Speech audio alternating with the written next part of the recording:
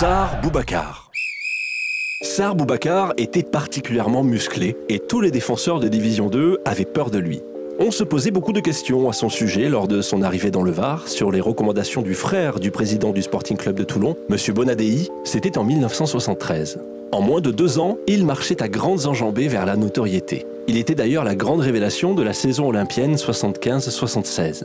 En 11 mois, le colosse sénégalais était devenu le héros surprise de tout un peuple. En son fort intérieur, Bouba, comme on le surnomme encore aujourd'hui, mesurait logiquement tout le chemin parcouru depuis son départ de Dakar un jour de juillet 73. Il songeait sûrement à son transfert inattendu de Toulon à l'Olympique de Marseille en 1974.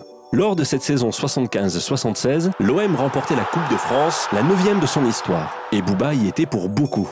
Pour lui, son union avec l'OM ne faisait que commencer et devait s'achever 9 ans plus tard par un retour en Division 2. Après Cannes, le PSG et New York, ce puissant attaquant revenait sur les terres de ses exploits passés afin de prendre une part prépondérante au retour du club olympien en première division, c'était en 1984. Le sentiment du devoir accompli, il terminait sa carrière de joueur chez le voisin Martégal en Division 2.